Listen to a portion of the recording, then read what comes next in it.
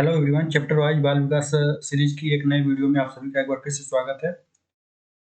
आज का टॉपिक क्या है? Albert Bandura social learning theory के 10 क्वेश्चंस को यहाँ पे हम लोग कंप्लीट करने वाले हैं। ठीक है, तो यहाँ पे अगर आप लोग नए हो और पहली बार आए हो तो चैनल को लाइक और सब्सक्राइब करने के साथ वीडियो को शेयर भी करना है। ठीक है, पहले क्वेश्चन यहाँ पे स्टार्ट करते हैं। मानव व्यवहार और अधिगम को वर्णित करने के लिए लेविन क्षेत्र सिद्धांत प्रणाली मुख्य रूप से आधारित है। जो आपका लेविन क्षेत्र सिद्धांत प्रणाली है मुख्य रूप से इस पे डिपेंडेंट है, यानी आधारित है।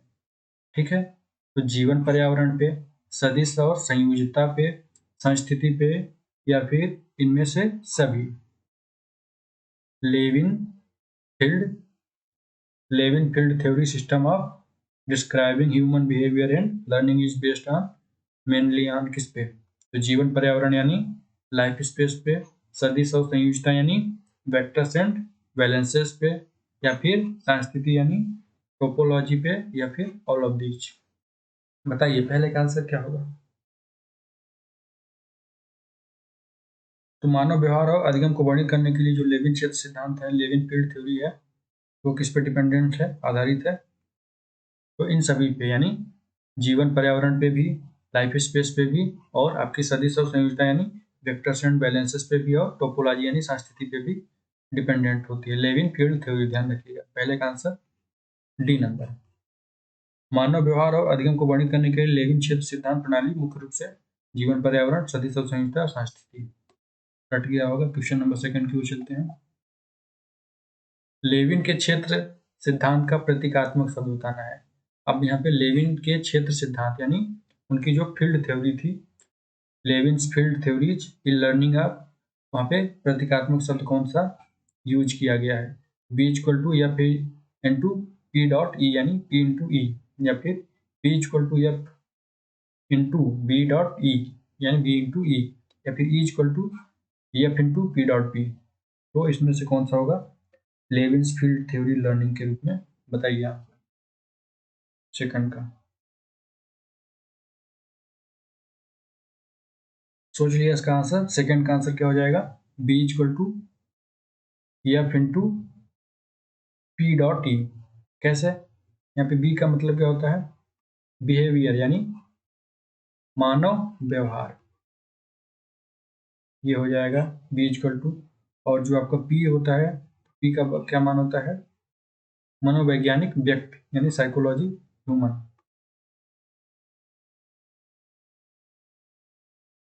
मनोवैज्ञानिक व्यक्ति, ये आपका पी हो जाएगा, साइकोलॉजिकल पर्सन।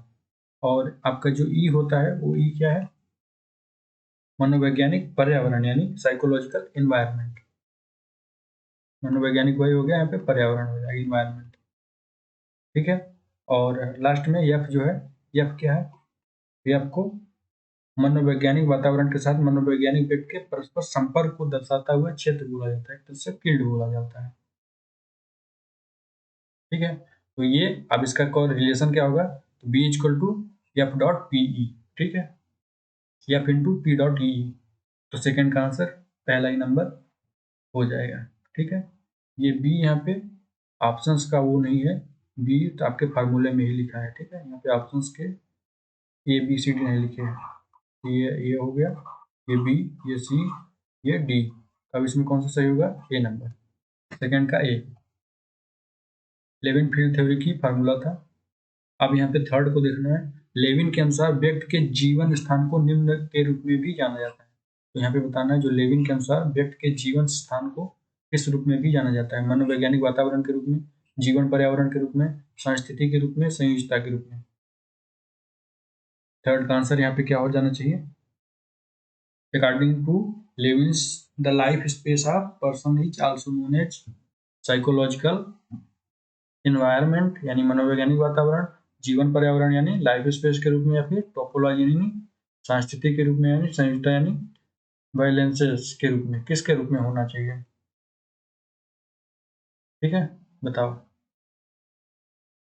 लेविन के अनुसार व्यक्ति के जीवन स्थान को निम्न रूप में से जाना जाएगा, तो इसका आंसर हो जाएगा जीवन पर्यावरण यानी लाइफ स्पेस के रूप में जाना जाएगा। आंसर ठीक है।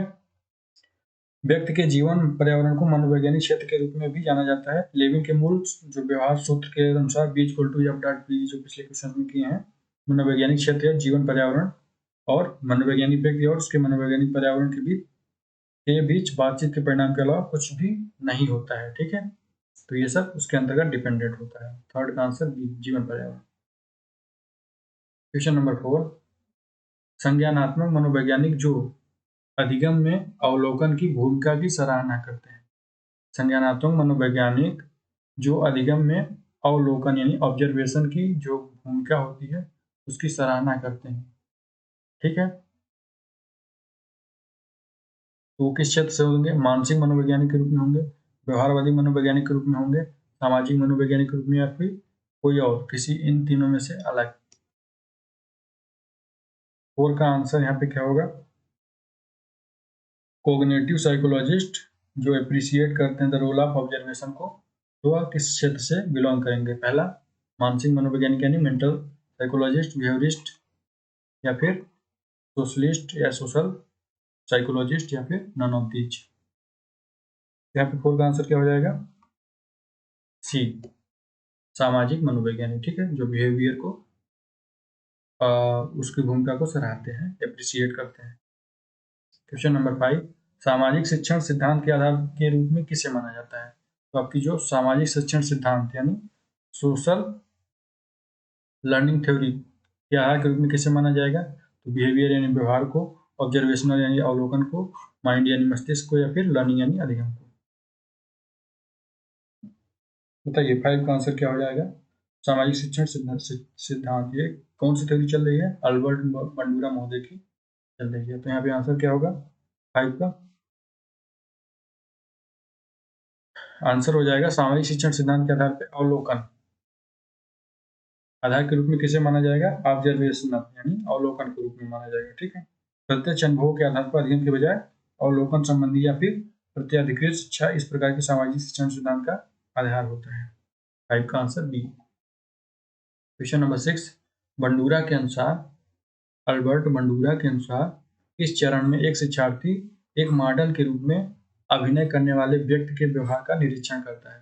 तो व्यवहार को याद कर रखने के रूप में, स्मृति को क्रियाओं में बदलने में, या फिर व्यवहार पर ध्यान देना और उस पर विचार करने के रूप में, या फिर अनुकरणीय व्यवहार का सुदृढ़ीकरण के रूप में।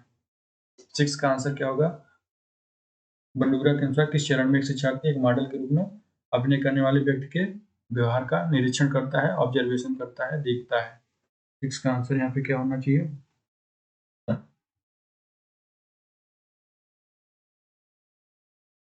तो एक बोबोडाल एक्सपेरिमेंट इन्होंने शायद दिया है ना, अल्बर्ट बंडूरा ने, जहाँ पे इसी की बात करते हैं, व्यवहार पर ध्यान देना और उस पर विचार करना। ठीक है, कि वह कैसा रिएक्शन करता है।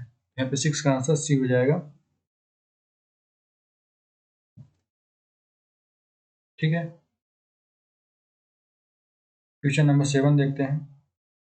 डॉट डॉट किसी के जीवन पर्यावरण की परिभाषा और समझ में महत्वपूर्ण विचार और मुख्य तत्व है। यानी डॉट डॉट किसी के जीवन पर्यावरण की परिभाषा और समझ में महत्वपूर्ण जो विचार होते हैं और उनके मुख्य तत्व होते हैं, कौन है? तो व्यवहार किसी जीवन के पर्यावरण की परिभाषा होता है, या फिर धारणा, तरीका, या फिर ये सभी। आंसर क्या होगा क्वेश्चन नंबर 7 का? बिहेवियर, आपका परसेप्शंस, या फिर मैनर, कौन से तरीके से है, या फिर ये सभी। बताइए इसका आंसर क्या हो जाएगा 7 का? तो इसका आंसर हो जाएगा बी नंबर, धारणा, परसेप्शन। धारणा एक व्यक्ति के जीवन पर्यावरण की परिभाषा और समझ में महत्वपूर्ण विचार और मुख्य तत्व होता है। ठीक है, कि कोई व्यक्ति अपने पर्यावरण या अपने स्वयं के प्रति कैसे प्रतिक्रिया करता है, इसी को क्या बोलते हैं? धारणा, परसेप्शन। परसेप्शन किसी के जीवन पर्यावरण की परिभाषा और समझ में महत्वपूर्ण विचार और मुख्य तत्व माना जाता है। 7 का answer B. Question number 8, Lewin के अनुसार जब कोई व्यक्ति अपने जीवन पर्यावरण के लक्ष्य से आकर्षित होता है तो उस लक्ष्य को क्या बोला जाएगा? सकारात्मक संयोजकता, नकारात्मक संयोजकता यानी नेगेटिव बैलेंस, या फिर तटस्थ संयोजकता यानी न्यूट्रल बैलेंस, या फिर पॉजिटिव बैलेंस, या फिर ये और बी दोनों। सकारात्मक और नकारात्मक दोनों। बताइए यहाँ पे लेविन के अनुसार जब कोई व्यक्ति अपने जीवन पर्यावरण के लक्ष्य से आकर्षित होता है तो उस लक्ष्य को क्या बोला जाएगा? आंसर क्या होगा 8 का?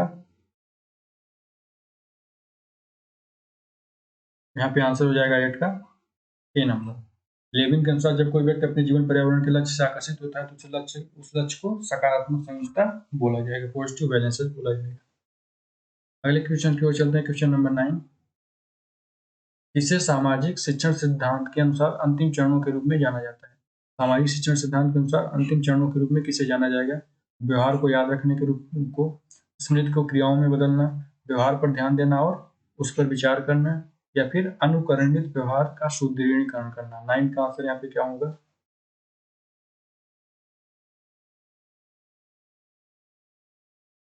क्वेश्चन नंबर 9 का आंसर किसे सामाजिक शिक्षण सिद्धांत के अनुसार अंतिम चरणों के रूप में जाना जाएगा?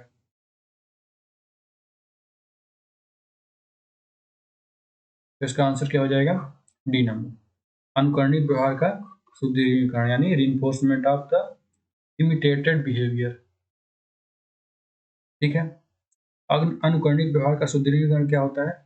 इस अंतिम चरण में शिक्षार्थी द्वारा अनुकरण किए गए मॉडल के व्यवहार को उचित रूप से अपनाने और आगे निरंतर के लिए प्रबलित किया जाता है, यानी उसको प्रोत्साहित किया जाता है, रीइंफोर्समेंट किया जाता है। ठीक है, डी का 9 का answer D. Question number 10। Dot dot अनुभव निस्संदेह किसी व्यक्ति अधिगम के सबसे प्रभावी और शक्तिशाली स्रोत का निर्माण करते हैं। यहाँ पे ऐसा कौन सा अनुभव है जो निस्संदेह किसी व्यक्ति अधिगम के सबसे प्रभावी और शक्तिशाली स्रोत का निर्माण करेगा? अप्रत्यक्ष अनुभव, प्रत्यक्ष अनुभव, या अप्रत्यक्ष और प्रत्यक्ष दोनों, या फिर इनमें से कोई नहीं। 10th का आंसर यहाँ पे क्या होगा?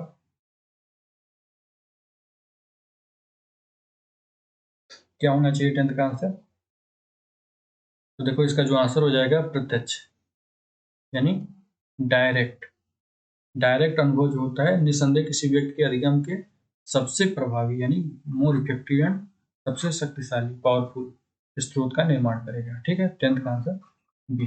तो ये अल्बर्ट बंडूरा के सोशल लर्निंग थ्योरी से कुछ रिलेट करते हुए 10 प्रमुख क्वेश्चन को कंप्लीट किया, और उम्मीद है कि आप सभी को काफ़ी अच्छा लगा होगा। और यहाँ पे आप लोग कमेंट बॉक्स में बता सकते हो कितने मार्क्स मिले हैं। अगर इस चैनल पर नए हो तो सब्सक्राइब कर लेना, साथ ही वीडियो को लाइक शेयर करना ना भूलें। अगले वीडियो में हम लोग कुछ एक अलग टॉपिक को कंप्लीट करेंगे जिसके 10 प्रमुख क्वेश्चन यहाँ पे कंप्लीट करेंगे। ठीक है, चलो इसको यहीं समाप्त करते हैं, अगले वीडियो में मिलते हैं।